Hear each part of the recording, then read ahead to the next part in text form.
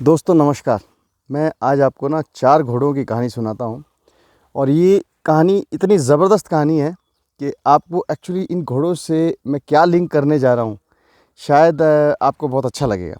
तो कहानी को शुरू करते हैं। एक बार की बात होती है कि 4 घोड़े होते हैं और बहुत सुंदर घोड़े होते हैं वो, है ना? तो वो राजा के बहुत फ़ेवरेट घोड़े होते हैं, लेकिन वो बहुत ही बदतमीज़ और बहुत ही अनकंट्रोल्ड घोड़े होते हैं।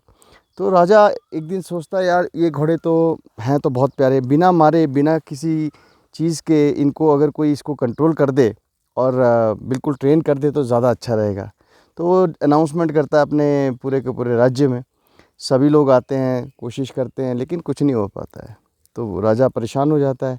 तो राजा डिक्लेयर करता है कि मैं जो भी इन घोड़ों को कंट्रोल में लेके आएगा ना, तो मैं उनको 1 लाख सोने की अशर्फियाँ दूंगा।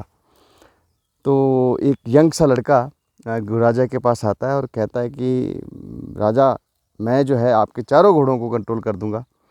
एक ही कंडीशन है मेरी कि मेरे को इनके साथ आपको तकरीबन एक साल रखना पड़ेगा और मैं इनके साथ ही रहूँगा, खाऊंगा पीऊँगा सब कुछ एक साल तक इनके साथ करूँगा। राजा बोलता है कोई बात नहीं। तो वो इंसान जो है सबसे पहले क्या करता है, राजा को बोलता है एक फेंसिंग कर दो। फेंसिंग मतलब तकरीबन बहुत बड़े एरिया में फेंसिंग कर दो ताकि घोड़े इस फेंस के अंदर रहें और बाहर ना जा सकें।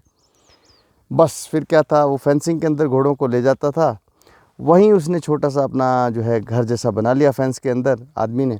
और घोड़ों के साथ ही खाना पीना रहना सोना सब वहीं पे करना शुरू कर दिया। बट एक चीज़ वो बड़ी अनकॉमन सी करता था कि हर रोज़ सुबह और शाम को ना वो फेंस के चारों तरफ दौड़ना शुरू कर देता था।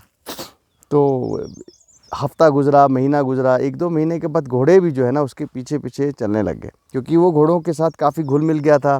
घोड़े उसे अपना एक पार्ट समझते थे, अपना एक दोस्त समझते थे। तो जैसा वो करता था वैसा घोड़े करने शुरू कर दिए। घोड़े भी उसके पीछे पीछे चलने शुरू हो गए। 2-3 महीने बाद क्या हुआ कि घोड़े भी वैसे ही दौड़ने लग गए जैसे वो दौड़ता था। उसके बाद अब उसने कुछ 4-5 महीनों बाद उसके उनके ऊपर बैठना शुरू कर दिया। अब वो जब बैठने लग गया तो घोड़े वैसे ही दौड़ने लग गए थे, तो कंट्रोल हो गए।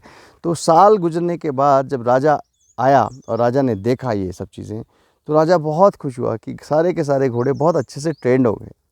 तो राजा उससे कहता है कि एक काम करते हैं, मैं तुम्हें 1 लाख सोने की सर्फिया देता हूँ और मैं एक रिक्वेस्ट करता हूँ तुमसे कि तुम इन्हीं घोड़ों के साथ रहो और इनको पूरा का पूरा लाइफ लॉन्ग देखो, मैं तुम्हें अच्छा पैसा दूंगा। तो वो उन घोड़ों के साथ रहता है, अपना लाइफ शादी करता है, सेटल करता है, तो उसकी लाइफ भी अच्छी हो जाती है, घोड़े भी बिल्कुल कंट्रोल हो जाते हैं।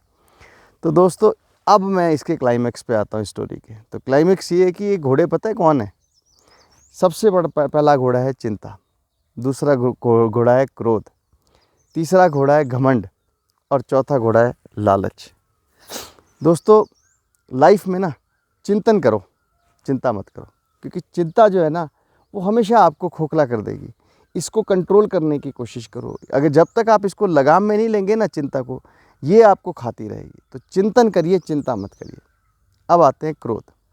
क्रोध आना बुरी बात नहीं है। क्रोध देखिए, अगर अपने हक के लिए आप लड़ते हैं, क्रोध आता है तो कोई बात नहीं, लेकिन अननेसेसरी का क्रोध करना, छोटी छोटी बातों पे क्रोध करना और बिना सोच समझे क्रोध करना, वो गलत बात है। तो यह है दूसरा। तीसरा आता है हमारा घमंड।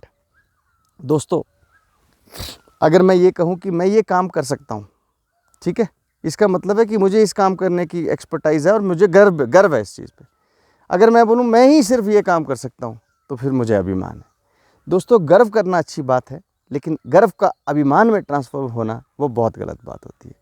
तो लाइफ का जो तीसरा घोड़ा है वो है अभिमान, और जो चौथा घोड़ा है वो है लालच। देखिए, अगर मैं लालच करता हूँ कि मैं ज्ञानी बन जाऊँ तो बहुत अच्छी बात है। अगर मैं लालच करता हूँ कि मैं हेल्दी बन जाऊँ तो भी बहुत अच्छी बात है। अगर मैं लालच करता हूँ कुछ अच्छी बातों का तो वो अच्छी चीज़ है, लेकिन अगर मैं लालच करता हूँ गलत चीज़ों का तो फिर वो गलत बात है। तो दोस्तों लाइफ में चिंता छोड़ दीजिए, चिंतन कीजिए।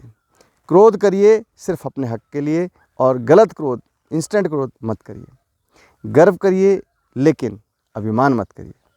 लालच करिए ज्ञान का, कुछ सीखने का, कुछ सपोर्ट करने का, कुछ अच्छा करने का, लेकिन गलत करने का। तो ये जो 4 घोड़े हैं ना, इन पे सिर्फ और सिर्फ आपको क्या करना है, कंट्रोल करना है।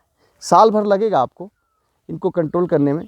लेकिन जब आप 1 साल इनको कंट्रोल कर लेंगे ना अच्छे से, तो आप देखेंगे कि ये चारों घोड़े आपके कंट्रोल में हैं और आप इन्हें जैसा दौड़ाना चाहो वैसा दौड़ा सकते हो। सो दोस्तों, मुझे उम्मीद है चिंता, घमंड, लालच और क्रोध, ये 4 घोड़ों को आप भी अपने कंट्रोल में रखेंगे और इन्हें लगाम से बाहर नहीं जाने देंगे।